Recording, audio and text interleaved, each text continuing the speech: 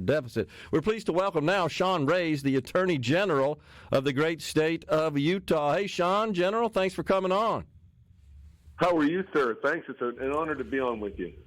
We're fantastic. We are honored to have you on. So I know you've been involved to some degree with the Trump campaign. We are in the proverbial home stretch, the final weekend. We were just talking about Mr. Trump's plans to conduct rallies in Michigan, Wisconsin, and how that was similar to the strategy in 2016, which ultimately led to a victory in that particular cycle over Hillary Clinton. Yeah, absolutely. The boss is not slowing down one bit. And in addition to all that, they've got a bus tour today, tomorrow, Monday throughout Pennsylvania, which may well be the key swing state. Yeah. Seems like it is. 19 electoral votes, I believe 15 in Michigan, 10 or 11 in Wisconsin, as I recall. The big prize, purple Pennsylvania. Absolutely, yeah. But he is a machine. He's not slowing down. You know, Kamala will take a day off here or there. He is just pushing through all the way to the end, leaving it all out on the field, so to speak. You guys got to feel pretty good. We feel pretty good down here. We're expecting we might get a call Tuesday night on the outcome for Mr. Trump. We well could. Carries the Sun Belt states and then picks up North Carolina and Georgia. If he can carry those states you just mentioned where he's campaigning now so robustly, then it could be a quick night. It depends. If not all of those, then it may again come down to Pennsylvania. And because their rules preclude counting before the day of the election, right, theirs tend to take longer. So we could be waiting on Pennsylvania for a day or more. Yeah, that's something we've talked about on the show that I'm not sure a lot of Americans are aware of, is that the states dictate that process in each individual state. And in the state of Pennsylvania, they can't even begin processing, much less tallying and counting absentee ballots until the polls close at 7 o'clock that night. Yeah, that's why in 2016, I'll give you a little vignette from we were there in the war room with President Trump. We were, everyone's on pins and needles, and not a lot of people had expected him to carry so many states, but it came down to really Pennsylvania. We knew if we won that, then we win the election. Again, this is 2016, and all of a sudden, from the back of the room, because we're waiting on all of these votes from various counties in Pennsylvania, and we're not sure which districts, we're not sure which precincts are going to come. Everyone's frantically looking around, and finally someone in the back yells from the back of the room, "It's the Amish! It's the Amish!" Like I guess they go through the processes that are local and customary, and so it had taken them longer to get their votes counted, but they were very much a red voting bloc, and with that support, we were able to carry Pennsylvania. We knew we had it, but it's going to be an exciting day. We feel that momentum that you talked about as well. Yeah, absolutely. And so, what about the Senate? I feel pretty good about that. I attended a little breakfast with the congressman that represents my district, Congressman Michael Guest, and he spoke about that. Of course, he's got some access to some information that is distributed among House members. And he says pretty much we can expect West Virginia and Montana at a minimum. So that flips us into the 51-49. But I think we got a strong shot. What do you think, in Ohio, Pennsylvania, perhaps Jared Wisconsin? Brown's in a little bit of trouble. Yep, Brown's in trouble in Ohio. I think absolutely justice takes West Virginia, and Tester's in trouble in Montana. So the congressman is spot on there. But then, in addition to that, there are 4 other seats that could potentially swing our way. But even if they don't, all we need is one pickup. Yeah. If or when, I should say, President Trump wins, because then Vice President Vance would be the tiebreaker. But if we picked up the two that we mentioned, I'm not worried at all about the Senate. The Senate can pretty confidently predict will be in Republican hands. The House is a little bit different matter. If the Dems flip 4 seats the other way on Republicans, and they could do that in New York and California combined, then they would control the House. Yeah.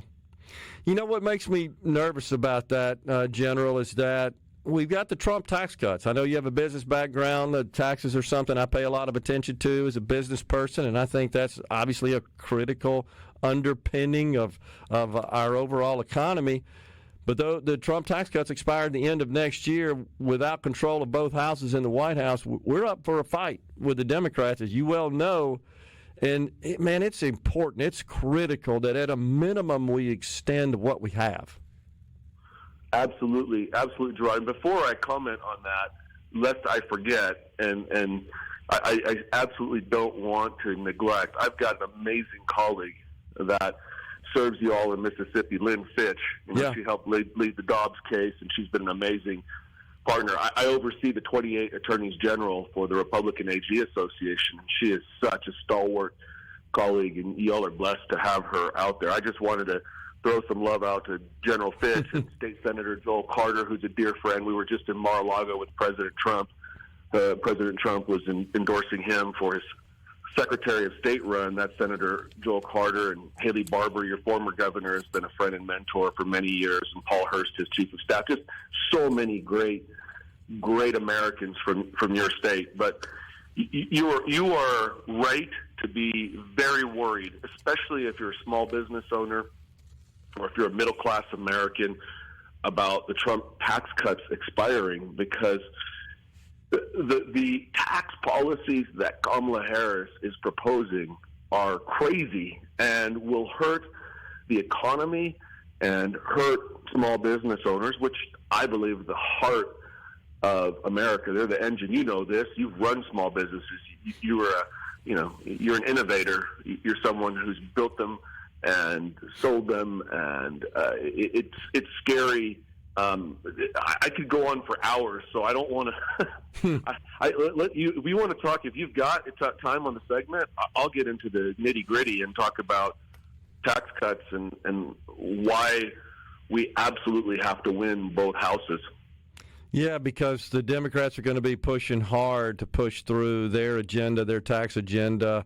And, of course, they're not going to have the control to do that, but it's going to force some compromise in the House. And that's my fear. If we don't carry the House, that's my fear, is that we end up doing that, and that could be detrimental to the overall economy. And, that hasn't gotten a lot of attention, General, the way it should, but this thing's right around the corner. No, you're right. It hasn't received the attention. And again, the taxes are one of like a three-legged stool. I mean, You've got the other part of the economy, and they're all interwoven. Taxes also affect inflation, and but the other part that people don't talk about a lot, that AGs fight often, is the regulatory arm. Sure. So under Trump, you had a soft regulatory touch. For example, people don't realize, I'll call this an invisible tax, so many different policies, whether they're ESG policies or DEI policies, that this administration and that Kamala Harris will extend or exacerbate. They hurt the average American. Here's one. HUD just came out with a rule. We're going to challenge this. We're going to sue, and I'm sure Lynn Fitch will join me on this. We're going to sue HUD because their new green proposals will put on top of the already high price of housing, a lack of affordable housing. The National Home Builders Association estimates an average of an additional $50,000 per new home built. So if you can imagine, it's ridiculous. Already hard for an American to buy a house. Tack that tax on to a new home being built for ridiculous regulations that we don't need. That's one leg of the stool. And then you're looking at the poor growth in the economy. Yeah. But these taxes, I tell you, if we've got time, we can do it this time or the next time. We're up against a break. General, can you hang with us through the break for one more segment, sir? Let's do it. All right, sir. Great. We got Attorney General Sean Reyes of the state of Utah in the Element Well studio. Stay with us. Well studio, we're visiting with the Attorney General of Utah, Sean Reyes. Also, Sean, I wanted to do a shout out for Mike Hurst. He says you guys knew each other from your legal work at the federal level there. He wanted to pass on his hello as well. Oh yeah, Paul Hurst, Mr. Hurst is amazing.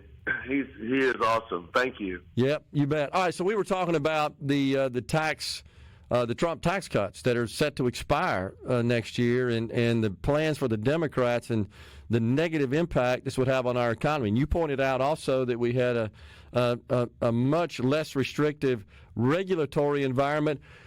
Sean, this is a question. Can we get back to just making merit than performance and qualifications the basis upon which we run these federal agencies, that we hire people, that we promulgate policy? Because the first day Biden was in office, he went in the other direction and issued all these executive orders to make DEI and climate central themes in all policy making. Yeah, you would think, right, Gerard? I mean, it's amazing. Again, the damage that he's done because of this. And let me say this: I mean, I do want to get to taxes and tax policy, but since we're teeing up DEI and ESG and all of these other ways, so I'll point this out. The Democrats couldn't get any of this passed through legislation, right? So they know the American people are not down for massive essential tax hikes on energy and all these other things. So they use the executive orders, try to cram them through agencies, which up until Chevron deference was neutered. Just a number of months ago, these agencies could do whatever they want, unelected bureaucrats, unaccountable. And these programs, as you say, were not reliant on merit or hard work or any of these other things. It was an artificial way to generate diversity. Now, I will say, I'm a supporter of diversity. If it's organic, it's great to have different experience, different views. I'm all about that. But to do it in a way that they're promoting, that you handpick and select certain winners and losers, they're remarkably silent, the Democrats, when you bring up the fact that these prestigious universities are discriminating against Asian Americans. Yeah. Like, well, that's just kind of how that happens. But they want to promote and push forward certain quotas, again, artificial numbers. So I agree with you. The result of that, the net effect, is that it costs more for the average American. It's not necessarily achieving even the goals, the stated goals that they have, but it's placating a certain voting segment for them. And so because of that, they're playing to special interest groups. And because of that, small businesses, the ones that I used to like, the ones that you and I both used to run, you run up against so much regulatory obstacles, so many of them, that it really makes it harder to innovate and to hire employees and to expand business. And again, I want to take my hat off to all those small business owners, especially those that are listening to you in Mississippi, and I know you have a national following. They're the ones who make the sacrifices, who take the risk, put it all out on the line. And the last thing we need is government getting in there. Government should be empowering them, not standing in their way or punishing them for the success that they've had. One key indicator, General, is that we had twice as many public companies in this country in the 90s as we do today. I think there are a lot of companies that grow and get to that point. You got market makers and investment bankers that want to take them public. And you've been through this, and the owners just say, hell no, I don't want to deal with all that. Yeah, way too much regulation. Yeah, right now, I would advise many friends against going public because of that. Interestingly, one of the effects of the Trump tax cuts, we were talking about the Tax Cuts and Jobs Act, TCJA, which was set to expire at the end of 2025. One of the reasons we need Trump in office to extend those is because another effect was so many companies were leaving the United States, setting up headquarters overseas. because of the tax benefit of doing that. And under Kamala Harris, she wants to create the largest tax on corporations in the world, which is insane. She also wants to increase estate taxes and do away with things like stepped-up bases. These are things that most people don't think about, but are devastating. For example, when I talk about stepped-up basis, for a family that's trying to inherit a small family-owned business, under the Trump regime, we could do that. It was affordable because you didn't have to pay capital gains tax. Right. You didn't have to pay a massive estate tax. So one generation could take over the farm from the next generation. And in many communities, this is how business is passed from generation to generation. Well, under Kamala Harris, if we're not able to extend that TCJA, so many of those families kill a lot of small businesses. Yeah. Sean, we really appreciate you coming on. Enjoyed the conversation. We'll have to do it again. Thank you, Attorney General Sean Reyes of Utah. God bless you. Thank you, sir. We're stepping aside for a break in the Element Wealth studio. Coming right back.